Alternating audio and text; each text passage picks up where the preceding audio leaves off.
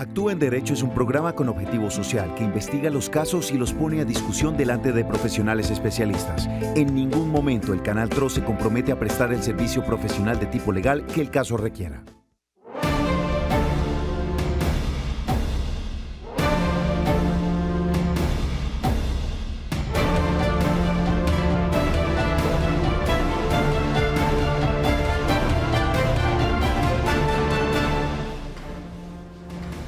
Hola, feliz tarde. Yo soy Paola Romero y en el transcurso de esta hora le estaré acompañando en Actúe en Derecho, hablando de temas importantes para usted, para su bolsillo, para su familia.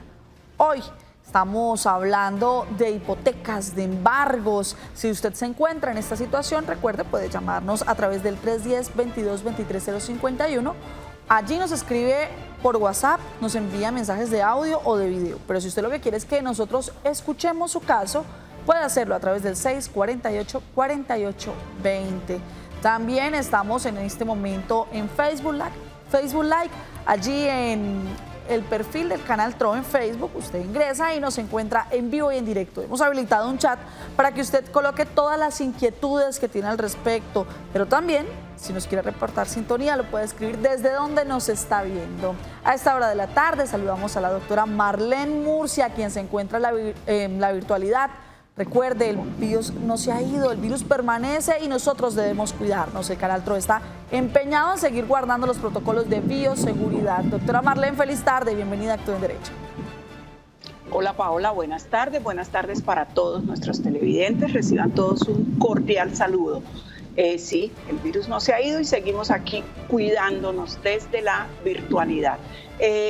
Esta tarde vamos a tener un tema muy importante. Vamos a hablar de hipotecas, vamos a hablar de créditos y vamos a hablar de remates. Cuando a una persona le dicen que le van a rematar un bien inmueble, pues realmente tiene un problema. Entonces, esta tarde, si usted tiene alguna dificultad con un bien, si está inmerso en un proceso, si tiene un embargo o si su bien está a punto de ser rematado, puede consultar todas sus inquietudes a este respecto con nuestro abogado especialista. Así es, doctora Marlene, pero si usted todavía no tiene claro de qué estamos hablando en Actúe en Derecho, se lo contamos. Comprar vivienda es una de las decisiones más importantes en la vida de las personas y por lo mismo de las más complejas. Por los ingresos de la mayoría de los colombianos, estas adquisiciones se hacen a través de créditos hipotecarios.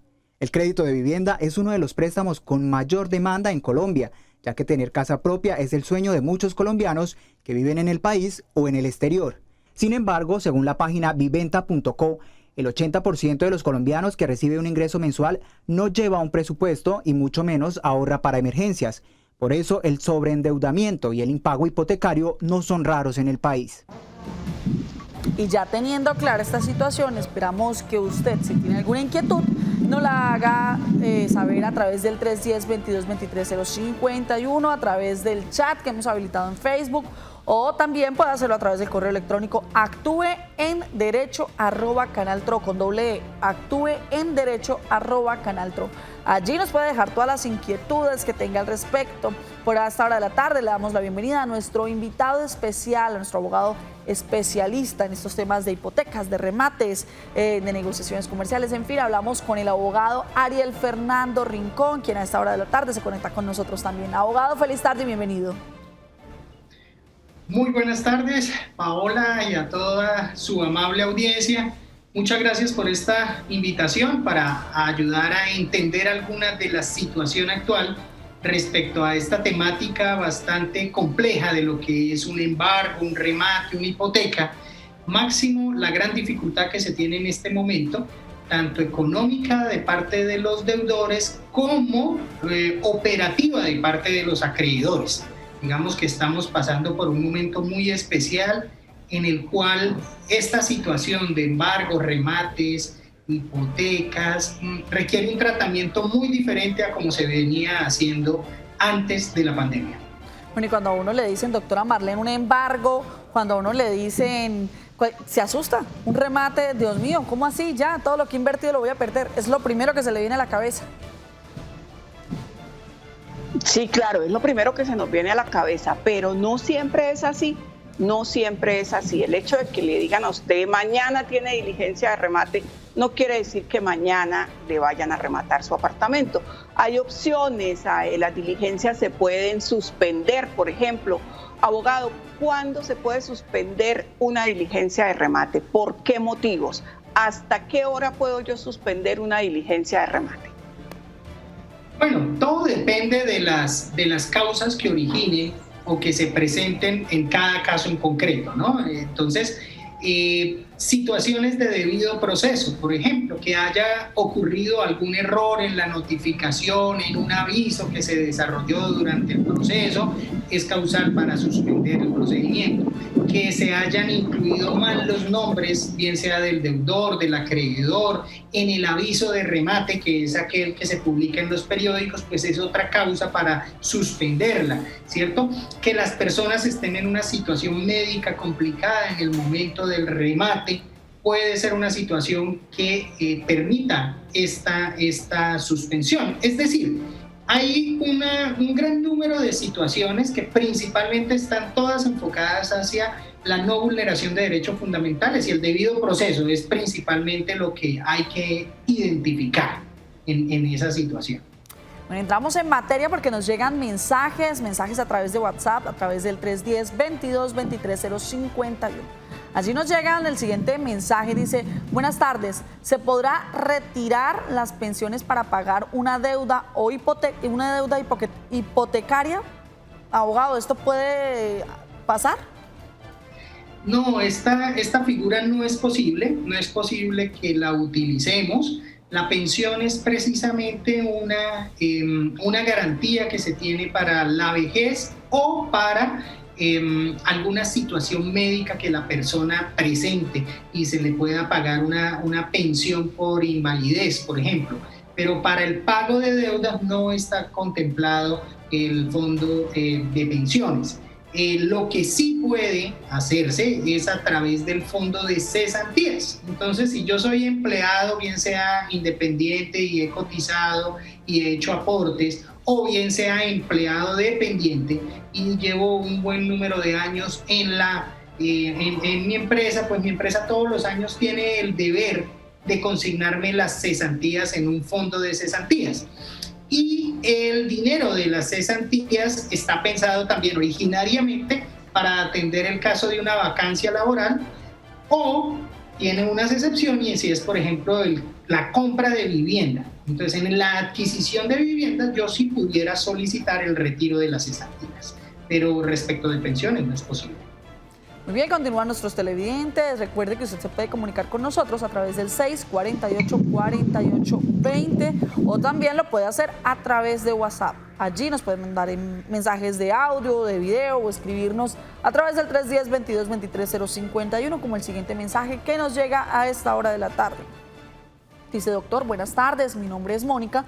Acabé de verlo por la televisión y me gustaría hacerle una consulta sobre una hipoteca de nuestra casa.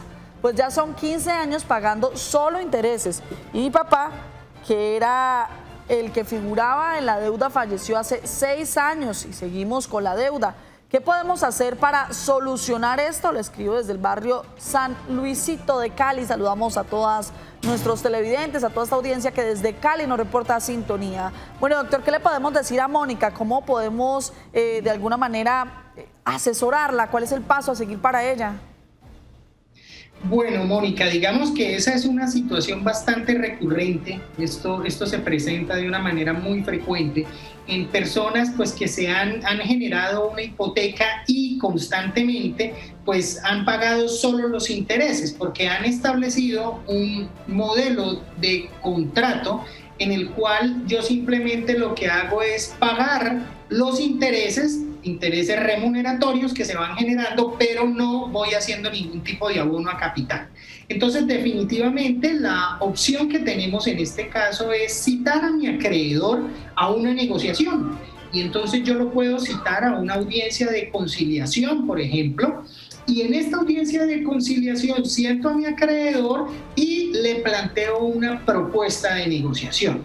una propuesta de negociación que puede pasar por una reducción de capital, por ejemplo, por el cambio de la fórmula del pago. Entonces yo pudiera plantearle a mi acreedor, oiga, venga, mire, resulta que yo le debo 100 millones, pero solo le puedo estar pagando los intereses. Replanteemos el tema de tal manera que yo mes a mes le pueda estar pagando también a capital, vaya haciendo una amortización, la cuota se vaya disminuyendo o se mantenga fija, pero el nivel de aporte al capital se vaya viendo incrementado.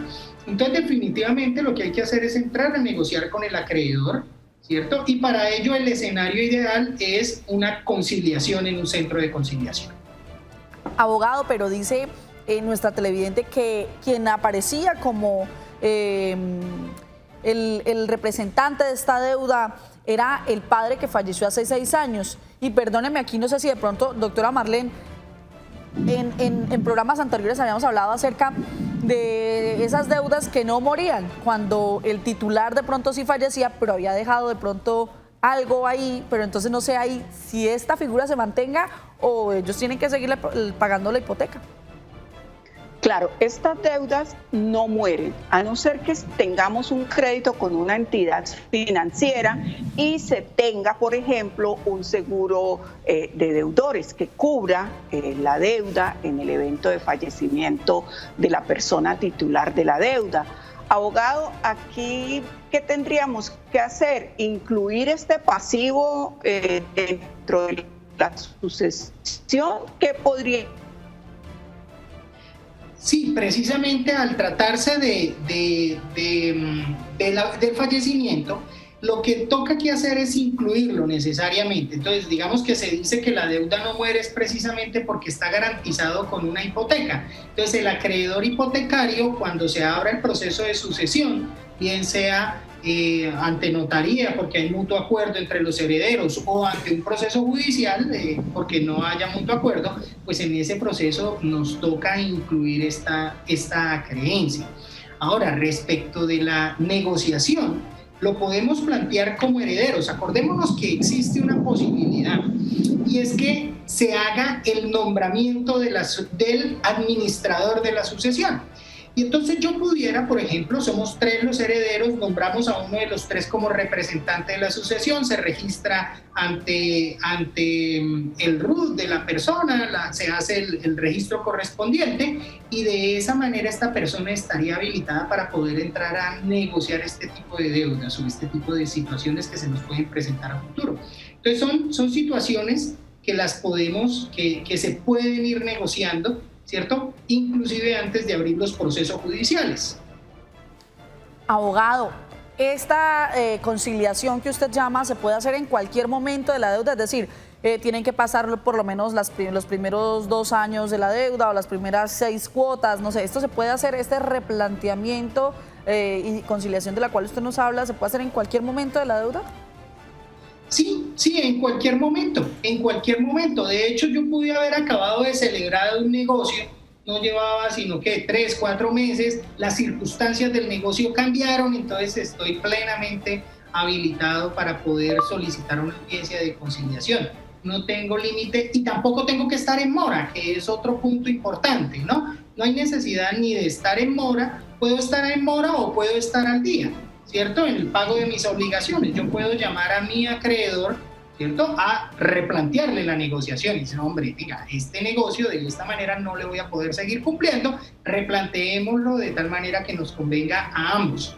Entonces, es posible hacerlo en cualquier momento. Pero bueno, pues a esta hora de la tarde hacemos contacto con Patricia Acuña, quien es la encargada de analizar, de mirar bajo la lupa con el equipo de Actúa en Derecho esos casos que se presentan, hablando precisamente de hipotecas, de embargos. Hola Patricia, cuéntanos cuál es el caso que nos tienes para hoy. Hola Paola, abogados, televidentes, muy buenas tardes. Según lo informó recientemente el periódico La República, en Colombia más de 2 millones de personas han logrado redefinir sus créditos bancarios en el marco del programa de acompañamiento a deudores. Sin embargo, muchas personas no han logrado hacerlo, pues desde hace un buen tiempo no cuentan con un empleo. El siguiente es uno de estos casos. Cuando solicitó su crédito hace 4 años, Graciela Bueno estaba lejos de esperar que en algún momento se quedaría sin trabajo por tanto tiempo y que esto afectaría su tranquilidad. Yo adquirí una deuda con financiera en el 2017 más o menos, finales.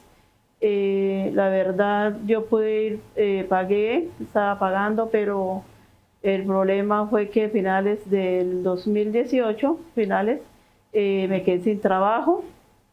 No pude seguir pagándoles. La notificación recibida por parte de la financiera con la cual tiene su deuda le genera en estos momentos muchísima preocupación, pues teme perder lo poco que tiene. Entonces me han llegado 2 notificaciones diciéndome que me van a embargar, pero la verdad no veo que me vayan a embargar porque pues la verdad no tengo cosas de valor. Lo único que tengo es mi televisor, mi computadora, que es donde la niña hace sus tareas, y pues una neverita que ya hace muchos años la tengo. Pues la verdad no veo que me vayan a quitar, ¿no? Aunque aún se enfrenta a otros temores, en estos momentos ella desea llegar a un acuerdo donde no le embarguen y le esperen a que tenga nuevamente los ingresos suficientes para pagar su deuda. Porque no sé ir allá a darle las caras y decir espéreme hasta tanto tiempo sin saber yo cuándo vuelvo a tener un trabajo para yo poderles cancelar a ellos. Entonces a mí lo que me preocupa no es que de pronto llegue en el caso y embarguen el sueldo de mi esposo. Aunque él no está involucrado en nada, yo figuro como madre soltera, entonces ahí a ver si me aconsejan ahí qué debería hacer. Doctor Ariel Fernando Rincón, ¿qué puede hacer Graciela para que no le embarguen sus bienes mientras logra conseguir un empleo y se pone al día en su crédito? Bueno, pues a ver, digamos que hay que revisar esta situación por partes. Empecemos por descartar lo último. Si el esposo de la señora no firmó ninguna deuda, no firmó como avalista, ni como deudor solidario, ni como ninguna figura en la cual él comprometiera su voluntad, pues a él no le pueden llegar a embargar el sueldo. ¿Ni por ser esposo? No es posible, no es posible. Entonces, esa es la primera, como lo primero, ¿cierto? Porque las deudas son de tipo personal, son individuales, ¿cierto?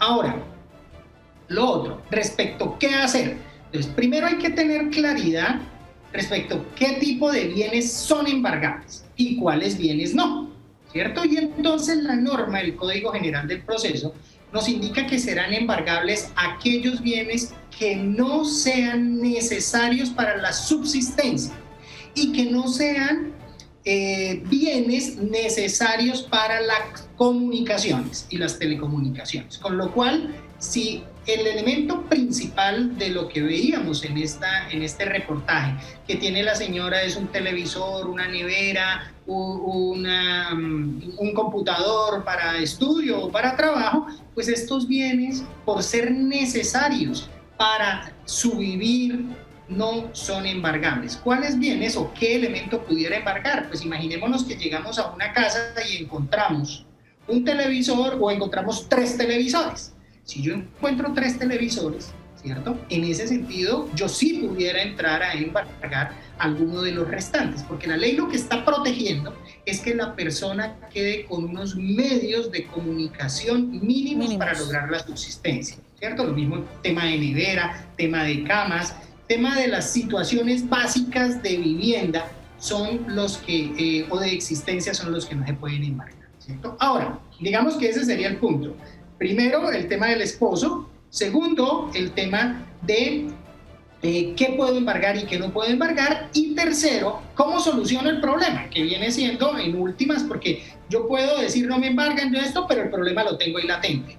Y en este sentido, digamos que hay una figura que recientemente, o digamos que con el Código General del Proceso se incorporó, y es el procedimiento de insolvencia de persona natural no comerciante, ¿cierto? ¿Y ese procedimiento en qué consiste? Consiste en que yo, ¿cierto?, como deudor, cito a todos mis acreedores a este proceso. ¿Quiénes pueden adelantar este proceso? Unos deudores que tengan unas calidades especiales, es decir, que tengan una mora de más de 90 días, en deudas que superen más del 50% de su patrimonio. Y en ese sentido, yo puedo iniciar el proceso de insolvencia de persona natural no comerciante. ¿Qué gano con eso? Que yo siento a todos mis acreedores a negociar y les planteo una fórmula de negociación en la cual todas las partes se sientan, absolutamente todos los acreedores, de manera organizada y miran de qué manera se puede restablecer la situación económica de la persona. Esa es la gran importancia que esto tiene, porque es que las insolvencias no son un mecanismo para estafar a acreedores.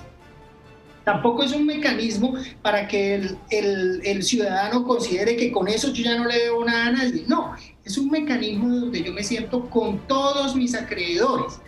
¿Cuál es la ventaja? Y por eso les decía que este tema de embargo de hipotecas hay que analizarlo de manera diferente antes de la pandemia a después de la pandemia. Porque antes de la pandemia alguien quedaba en deuda y el acreedor salía corriendo a poner una demanda ejecutiva, a embargar. Y entonces si yo tengo 5 acreedores o son 5 acreedores, pues quien va a coger embargos es el que embargue primero. Eso es una rapiña, ¿cierto? Mientras que acá, en estos procedimientos de insolvencia, lo que ocurre es que llegan todos en una condición en la cual va a haber una prelación de créditos de acuerdo a diferentes características que trae el Código Civil. Como por ejemplo, si le debo al Estado, si tengo deudas hipotecarias, si tengo deudas prendarias, si soy quirografario, y de manera organizada le empiezo a pagar a todos mis acreedores de uno en uno. Lo principal que se gana un deudor cuando entra en estos trámites de insolvencia es tranquilidad. Automáticamente sus acreedores le dejan de cobrar. O sea, se quita la llamadera a las 11 de la noche, un domingo, ¿cierto? Que normalmente ocurre, y eso genera tranquilidad. Abogado, pero aquí nuestra televidente decía, bueno, en este momento no tengo trabajo, en este momento no podría llegar a un acuerdo porque no tengo cómo pagarles. ¿Puede acogerse a esa ley de insolvencia sabiendo que no tiene en el momento cómo poder cancelar estas deudas? Claro que sí, porque es probable que una de las propuestas sea tener un plazo muerto, un plazo de gracia, ¿cierto? Y entonces en ese plazo de gracia digo, mire, yo en estos momentos no tengo trabajo, tengo ya en mente una expectativa de trabajo de 4 o 5 meses, les propongo lo siguiente, ¿cierto? Denme un plazo de gracia de 6 meses y de ahí en adelante les voy a pagar de la siguiente manera, ¿cierto? ¿Qué ocurre y qué es lo bueno de este trámite? Si la persona incumple, imaginémonos que firmamos el acuerdo, ¿cierto? Y nos pusimos de acuerdo y les voy a pagar de esta manera. Yo incumplí. Entonces yo como deudor o cualquiera de los acreedores puede convocar nuevamente y dicen, oiga, me incumplieron, venga para acá, sentémonos a negociar otra vez. Y entonces nos sentamos y, sí, mire, incumplí por esto, renegociemos el contrato originario, el pacto originario. Esto es algo impensable en el otro modelo de remate y sálvese quien pueda. Es totalmente impensable. Claro. Entonces, ahora, si no se logra un acuerdo, entonces el procedimiento tampoco se va para ejecutivos como todo el mundo se lo imagina. No, lo que ocurre es que el proceso se envía al juzgado civil municipal y el juez adelanta un proceso de liquidación. ¿Qué significa? Que ahí sí, de manera ordenada, como no logramos un acuerdo, liquidamos los bienes del deudor. ¿Hasta cuándo? Hasta lo que tenga y lo que alcance, ¿cierto? Y entonces, si yo tenía 50 pesos para cubrir las deudas por 150, pues los acreedores se tendrán que satisfacer con esos 50 pesos, porque después de eso el deudor ya queda liberado. Libre de deudas, ¿cierto? Entonces, miren ustedes que es una figura muy buena, ¿cierto? Que tanto acreedores como deudores deben utilizarla. Esto no es un tema solo de deudores, es que el gran problema que tenemos hoy en día con los embargos y los remates es que yo estoy listo para rematar el bien y aparecen 1000 nulidades y jamás como acreedor puedo rematar el bien. Y como deudor siempre tengo a mi acreedor encima molestándome y cobrándome que no me deja ni dormir, ¿cierto? Entonces miren ustedes que ese trámite tradicional trae unas cargas muy pesadas para ambas partes y que finalmente ¿qué termina ocurriendo? Que hoy en día es prácticamente imposible cobrar una deuda por el lado del acreedor y por el lado del deudor estar tranquilo, porque si bien no la pueden cobrar, no se la dejan de cobrar, ¿cierto? Entonces Estos mecanismos o este mecanismo de la insolvencia trae esa gran ventaja, que nos sentamos todos a negociar y a través de una metodología y a través de alguien que se llama conciliador en insolvencia, proponen fórmulas de arreglo y buscan la mejor solución para todos. Muy bien, con esto claro, doctora Marlene, es hora de saludar a aquellos cibernautas que están ahí escuchando justamente todas estas propuestas que nos trae nuestro abogado invitado. ¿Quiénes están ahí conectados, doctora Marlene? Bueno, sí, un tema bastante interesante y como decía el abogado, cuando nos acogemos al proceso de insolvencia, no es para no pagar, tenemos que quitarnos ese imaginario de que es para no pagar, no, es para ver cómo logro pagar de la mejor manera. Entonces es para que logremos un acuerdo, no para que digamos que no vamos a pagar. En últimas, para liquidar lo que tengo y de todas maneras pues pagar. Sí, tenemos sintonía de Sonia Estela Suárez Garcés, que nos reporta desde Florida Blanca, María Blanca Cañas desde Pamplona. Tenemos a Camilo Andrés Rodríguez, que nos reporta sintonía desde Florida Blanca. Chelala González, que se alegra mucho de volvernos a ver. Tenemos a Adolfo Gallardo, también desde Pamplona. Tenemos a Arleida Abril, desde Florida Blanca. Tenemos a Joanita Rojas. Tenemos a Rosalvira Alvarado, quien nos ve desde la ciudad de Bogotá. Tenemos a Edgar Alfonso Ortiz Montañez, quien nos reporta sintonía desde la ciudad de Cúcuta. Tenemos a Javier Hernando Díaz Benavides desde Fusagasugá, a Lilia Maldonado Ariza desde los patios de Cúcuta, a Daniel Tarazona, a Amanda Lucía Medina Porras. Tenemos a Osmani Castellanos Rolón, Carmen Ofelia Gámez, Fabiola Moreno, en fin. Tenemos muchísima gente conectada, es un tema muy interesante y esperamos que sigan en sintonía y sigan resolviendo todas esas inquietudes que tengan. Así es, doctora Marlene, yo le invito a todos nuestros televidentes a que hagamos una pausa, que vayan por su lápiz, por su papel, porque van a ver muchísimo más, porque en minutos nuestro abogado invitado nos dará muchos más tips para tener en cuenta si se encuentra usted envuelto en remates hipotecas. Ya volvemos, vamos a una pausa comercial. Esto es Actúe en Derecho.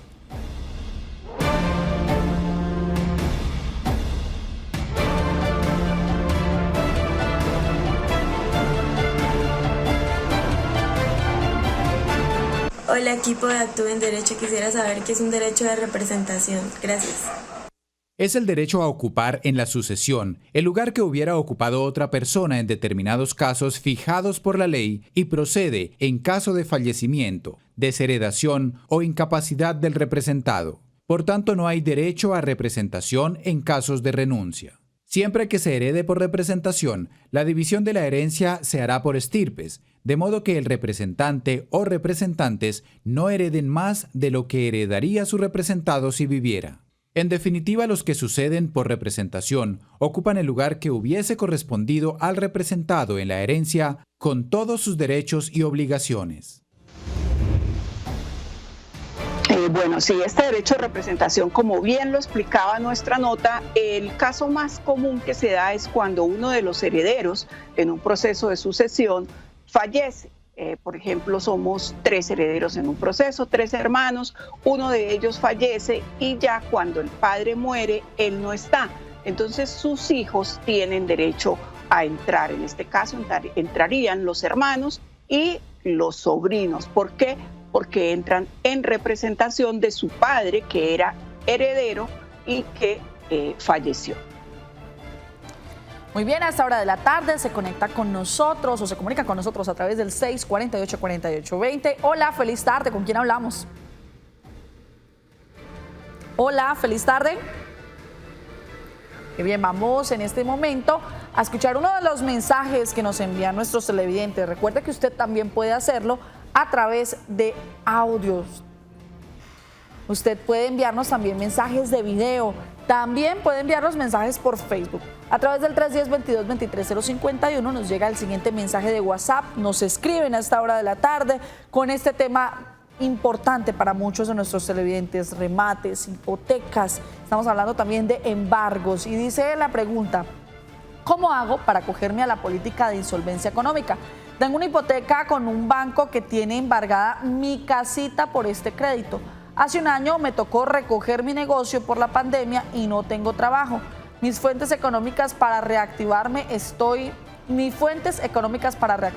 estoy atrasada en las cuotas y mi casa es el único patrimonio y de mis 5 hijos. He pagado más de 9 años cuotas de 950,000 mensuales, un crédito de 70 millones de pesos. El banco me generó intereses por mora de 10 millones más. ¿Qué hago?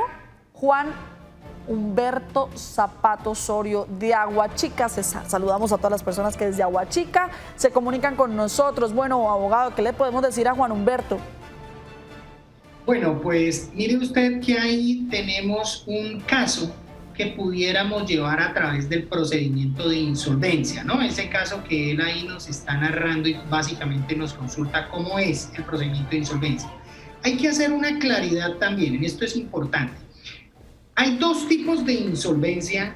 Uno es el de la persona natural que no es comerciante, es decir, el de aquella persona que queda endeudada producto de su trabajo y el fruto de su patrimonio y el fruto de sus deudas también son producto de su actividad como empleado, como profesional independiente, sin que tenga la categoría de comerciante.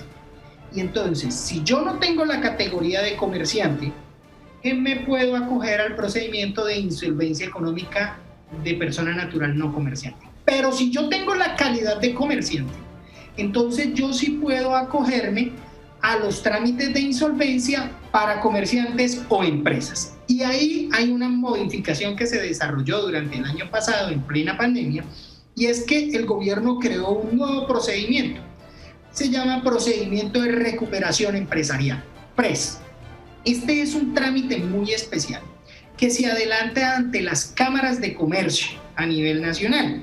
Y yo como empresario cito a todos mis deudores y a mis acreedores, y les digo, mire, derivado de la pandemia o derivada de la situación económica actual, miren mi nivel de ventas, ¿cierto? Miren cómo se han reducido los ingresos, necesitamos un plan de reestructuración para salir adelante y pasar del otro lado de la pandemia. Entonces, esta es otra solución para los comerciantes, porque muchas veces el comerciante, más allá de que necesite que le den un apoyo de parte del Estado, que le den plata, que le den este tipo de cosas, lo que necesitan son instrumentos de refinanciación.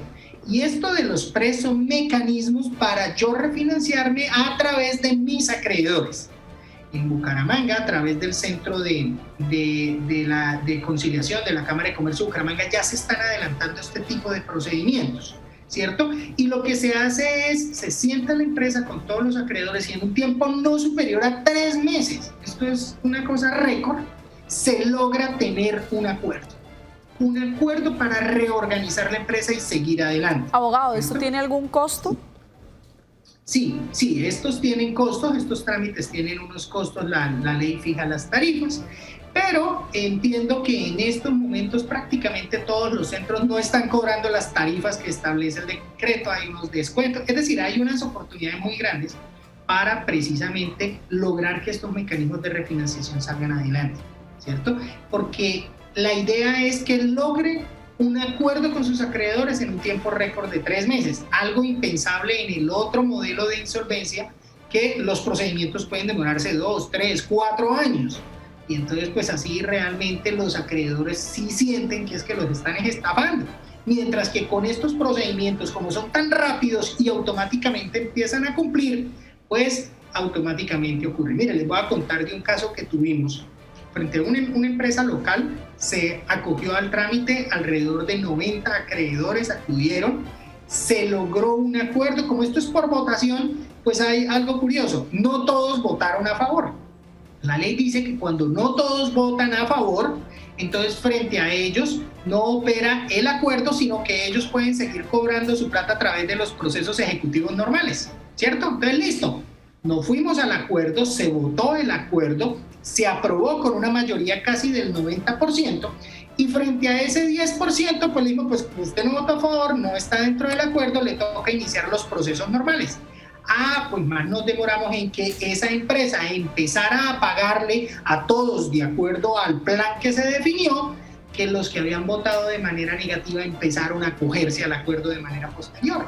Entonces miren ustedes que realmente estos procesos hay que quitarles el manto de que son procesos para defraudar a los acreedores. No, son procesos para lograr recuperar el crédito y recuperar la producción, ¿cierto? En el caso de la persona natural comerciante. Sí. El de la no comerciante de lograr restablecer su vida laboral y familiar. Sí. Doctora Marlene, en unos programas, pues en un programa anterior hablábamos nosotros acerca de este tema de insolvencia y muchos de nuestros televidentes nos aseguraban esto que el doctor nos dice en este momento, ¿no? Que esto se prestaba para que la gente no pagara, que esto se prestaba era para que pues le tomaran del pelo a las deudas y la gente poder seguir viviendo tranquila sin que nadie les esté atormentando con el cobro de sus deudas. Precisamente, doctor, la pregunta, y nos escriben a través del chat de Facebook Live, nos dicen que estas clases de conciliaciones es muy difícil que se den, que muchas veces esos acreedores no ceden. Usted nos hablaba acerca de que la Cámara de Comercio se pueden estar dando esto cuando es un comerciante, pero cuando no es un comerciante, cuando es una persona natural, ¿cuáles son los lugares que de pronto se pueden hacer este tipo de conciliaciones? Bueno, sí, mira, primero la primera observación. No es cierto que no se dan, sí, se negocian. Sí se negocian. Yo soy operador tanto del de empresas como el de persona natural no comerciante y se negocian bastante y todo el tiempo. ¿Qué precaución sí hay que tener? Y uno como operador y los abogados es evitar que nos inventen deudas, ¿cierto? Entonces, si llega un deudor y inventa una deuda, se inventa un pagaré, una letra y uno lo logra identificar, pues toca mirar cómo lo hacemos caer en cuenta del gran problema jurídico. La doctora, que es especialista en derecho penal, sabrá lo que eso significa de que una persona se ponga a inventarse deudas. O sea, esto no es tan sencillo. Parece fácil, sí, fírmeme acá el pagaré o la letra ahí y digamos que usted me debe. No, esto es difícil porque si la persona llega a inventarse una deuda, se le inician los procesos penales. Entonces, el tema es de tener cuidado. Ahora, ¿dónde pueden asistir los ciudadanos? Entonces, existen quienes están facultados. Hay para las personas naturales, por regla general, las notarías del lugar, todas las notarías están, o todos los notarios están facultados para adelantar trámite de insolvencia de persona natural no comerciante. Ellos no necesitan montar listas, no necesitan nada, simplemente el notario está facultado. ¿Qué debo hacer? Radicar la solicitud ante la notaría, por ejemplo, está facultado. Y también están facultados centros de conciliación que hayan logrado el aval para llevar insolvencia de persona natural no comerciante. En el caso de Bucaramanga, conozco dos centros, el de la Cámara de Comercio de Bucaramanga y el del Colegio Santanderiano de Abogados. Estos dos centros están llevando procesos de insolvencia más notarías, más todas las notarías tienen el deber de hacerlo. Entonces, pues hay unas notarías que se han especializado más que otras, pero sí es posible y ahí están los centros para poder acudir. Abogado, yo quería hacerle una pregunta. En el argot popular muchas personas dicen, soy comerciante, tengo una tiendita, tengo un almacén, incluso tengo una fábrica de calzado, de ropa, pero nunca me he inscrito en la Cámara de Comercio. ¿Cómo pruebo mi calidad de comerciante? ¿Puedo acceder a esta ley de insolvencia si nunca me he inscrito en la Cámara de Comercio? Sí, claro que sí, doctora, sí es posible porque la calidad de comerciante no la otorga el hecho de que yo esté registrado o no en Cámara de Comercio.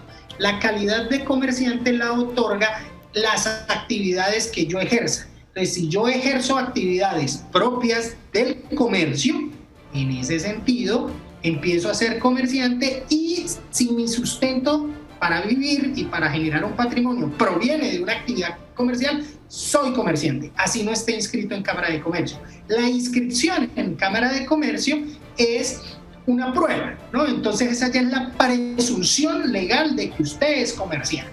¿cierto? Entonces yo estoy inscrito en Cámara de Comercio y ya, de por sí ya se presume de que usted es comerciante. Ese es básicamente el efecto que tiene. No hay necesidad de yo estar inscrito para poder reputar mi calidad de comerciante. Muy bien, hasta hora de la tarde se comunican con nosotros a través del 648-4820. Hola, feliz tarde, ¿con quién hablamos? Buenas tardes, habla con Blanca Ramírez. Blanca, ¿desde dónde nos llamas? De Bucaramanga. Blanca, ¿cuál es el caso que quieres que sea consultado por nuestro especialista invitado? O sea, lo que pasa es que mi esposo fue fiador de unas personas y esas personas no pagaron. Entonces pues teníamos una casa y entonces la casa era mía, pero estaba a nombre de él. Pero entonces, visto eso, yo le quité los papeles. Entonces yo quería saber si pueden meterle pleito a la casa por esa fianza. Bueno, abogado, tenemos todos los datos. ¿Necesitamos algún dato más que consultarle a nuestra televidente? No, yo creo que básicamente lo que nos gustaría que de pronto precisara ahí en ese relato es cuando yo le cogí todos los papeles, ¿a qué se refiere? Si tiene las escrituras en su poder. Le hice que pasara las escrituras a nombre mío, porque la casa era mía. Ok, y tiene ya, las escrituras, el inmueble aparece ahora a nombre suyo. Señora, que las escrituras aparecen a nombre suyo, las escrituras de la casa. Sí, ahorita aparecen a nombre mío, ya tiene más de un año de aparecer las escrituras a nombre mío. Bueno, abogado. Okay. ¿Y tiene alguna hipoteca? No, es que él fió a unas personas. Solo por ser fiador. Ok, perfecto. Bueno, pues en este caso, fíjese usted que no pudieran atacar el bien inmueble. ¿Por qué? Porque lo que hay que entender es que la relación de deuda son de personas, ¿cierto? Es personal. La tiene el señor, es quien fió a otros, y a quien pudieran perseguir esos acreedores, al señor, ¿cierto? Ahora, ¿cuándo hubiese podido haber perseguido el inmueble así ya esté a nombre suyo? Si hubieran creado una hipoteca. Ahí sí, independientemente de quién figure como propietario, la hipoteca es la que respalda el crédito. Pero como en este caso no se creó una hipoteca, el bien está a nombre de la señora y no del señor que fue el avalista, los acreedores no pueden perseguir ese bien inmueble. Bueno, abogado, y por él ser el esposo de ella, de corresponderle de alguna manera ese 50% de esa vivienda, ¿no se pueden pegar de ahí? No, mire que no. ¿Por qué? Porque es que ese 50% del que hablamos, que le corresponde, es cuando la unión marital de hecho o el matrimonio se disuelve.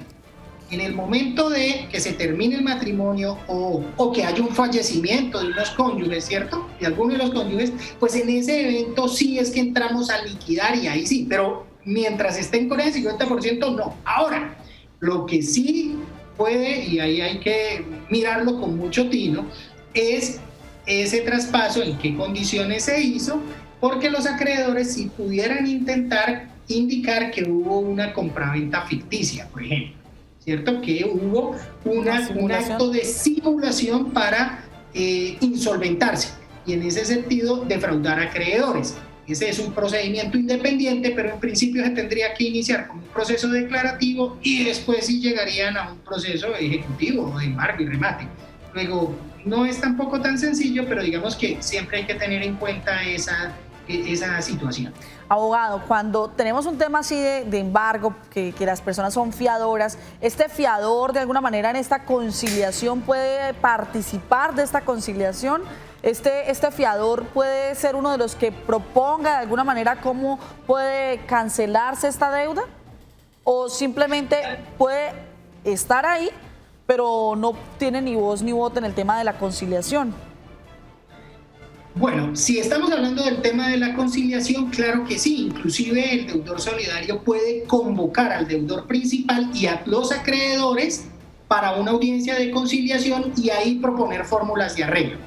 Han existido muchas audiencias de conciliación, inclusive donde el que termina resolviendo la situación es el deudor solidario y no el deudor.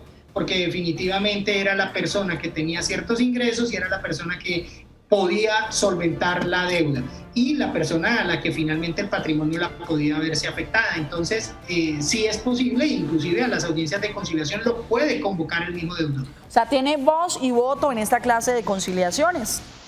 Sí, estamos hablando de una conciliación en derecho, claro que sí.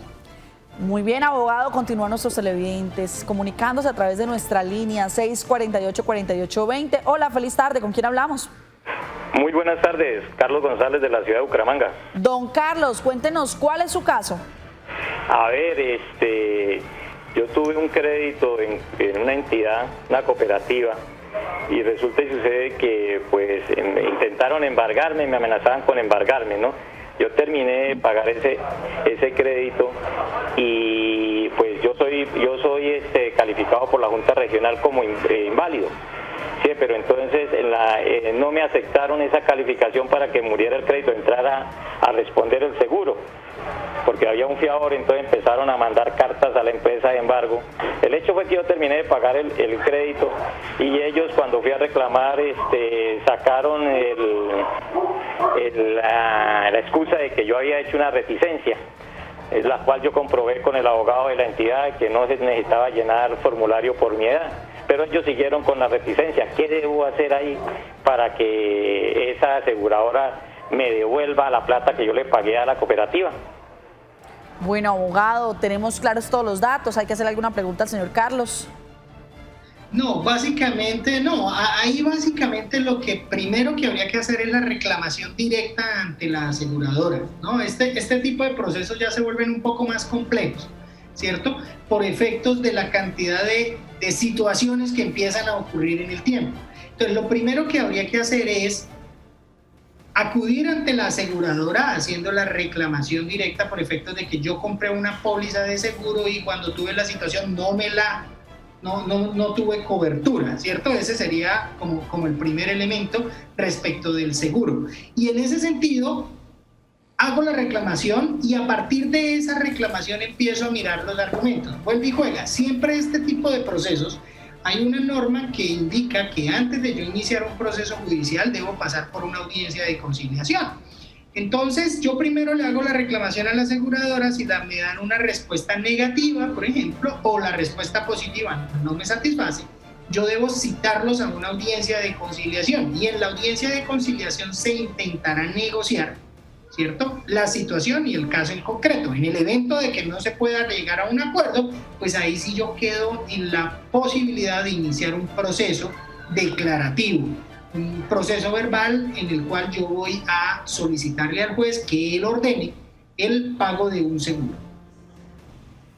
Bueno, abogado, a usted, doctora Marlene, los invito a que nos tomemos un cafecito porque vamos a una pausa comercial y ya regresamos con más remates, hipotecas y embargos en Actúe en Derecho.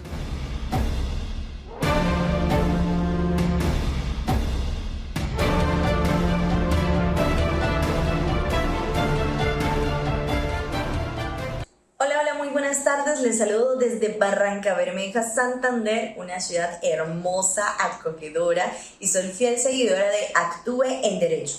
Hoy quisiera hacerles una pregunta. Quiero saber qué significa sucesión procesal. Es la continuación de un proceso que se cursa ante una instancia judicial por los herederos, el cónyuge o una albacea con tenencia de bienes cuando una de las partes fallece, se declara ausente o interdicta. A través de esa figura jurídica se desarrolla el derecho al debido proceso, al proteger a la parte que no conoce quién será su contradictor, facultándola no solo con el derecho a ser informada de la solicitud de sucesión, sino también con la potestad para aceptar o no la sustitución. Bueno, continuamos saludando a todos nuestros fieles televidentes. Un saludo muy especial a Sonia Serrano, que nos reporta sintonía como todos los días. Es una fiel televidente. Tenemos a Neila Delgado Flores. Neila nos pregunta, si tengo un crédito pero tiene codeudor, ¿la entidad puede continuar la demanda contra el codeudor? Sí, Neila, así es. Precisamente por eso las entidades solicitan codeudores y normalmente solicitan que el codeudor cumpla con algunos requisitos económicos, que tenga un bien raíz, que tenga un trabajo, en fin. ¿Por qué? Porque esta persona, el codeudor, va a ocupar el lugar del deudor para pagar si el deudor no puede. Entonces, sí, si usted tiene un crédito con codeudor, su codeudor puede ser demandado. Saludamos también a Jade Ruiz, a Omaira Pineda. Jade Ruiz nos dice que es una niña de 12 años y que está sufriendo por una situación porque perdió a su abuelita y ahora los demás familiares están peleando por la herencia. Jade, infortunadamente suele suceder y pues esto ocurre con mucha frecuencia, pero no es motivo para que tú sufras por eso. Tenemos a Cecilia Niño Álvarez desde Florida Blanca, tenemos a Marta Cristancho desde Pamplona, Omaira Pineda, Marce Márquez, Marcelita Márquez desde Florida Blanca, y tenemos a Jesús Rodríguez, quien nos reporta sintonía desde la ciudad de Montería. Bueno, doctora, le cuento que también a través de WhatsApp nos reportan sintonía. Nos escribe Oti de Real de Minas, en Bucaramanga, Rafael Márquez desde Montería, Córdoba. También nos escribe Nidia Meléndez desde Barranquilla. Juan Carlos Merchán desde Bogotá también nos escribe. Iván García desde Marinilla, Antioquia. Nos reportan sintonía desde diferentes rincones de Colombia. A ustedes, gracias por permitirnos entrar a sus hogares y poder acompañarles de manera legal en cada uno de sus procesos. Como usted lo dice, doctora Marlene, vamos a continuar con la respuesta, dándole respuesta a nuestros televidentes, pero con el siguiente audio que nos envía uno de ellos. Escuchemos. Buenas tardes, gracias. Habla con Fernando Herrera. Tengo un problema. Yo presté una plata sobre la hipoteca de una casa. Llevan un año sin pagarme intereses. ¿Yo puedo cobrar intereses sobre los intereses que me adeudan durante este año? Mil gracias. Bueno, abogado, ¿qué le podemos decir a don Fernando? Bueno, a ese tema del cobro de intereses sobre intereses hay que analizarlo con detenimiento. Acordémonos que hacia 1998, en esa gran crisis hipotecaria que tuvimos, la Corte Constitucional sacó una sentencia en la cual prohibió que en los créditos, en ese momento eran en los créditos, se cobrara interés sobre interés, en los créditos hipotecarios para la adquisición de vivienda. Y de ahí se generó la regla de derecho para las relaciones de carácter civil de la prohibición del cobro de intereses sobre intereses, ¿cierto? Pero en materia comercial, cuando estamos hablando de negocios entre comerciantes, entre empresas, sí es posible el cobro del interés sobre el interés. Entonces, en este caso en concreto, lo primero que hay que identificar es la verificación de ese crédito, si tiene un origen de carácter comercial o si es un crédito de carácter civil. Si es de carácter civil, eminentemente en el que yo tenía un dinero, se lo presté a otra persona, le generé la hipoteca y esto para que a través de este mecanismo lo pudiera hacer, pues ahí definitivamente no puedo cobrar esos intereses. Abogado, muchas gracias por acompañarnos en esta cuarta temporada de Actúe en Derecho. A ustedes muy amable y a su amable audiencia, muchas gracias por escucharnos. Doctora Marlene, mañana un nuevo tema que también puede involucrar a muchos de nuestros televidentes. Sí, claro. Mañana nos vemos con otro tema de interés para todos ustedes. A las 2 en punto de la tarde los invitamos con Salud de la A a la Z. Feliz tarde.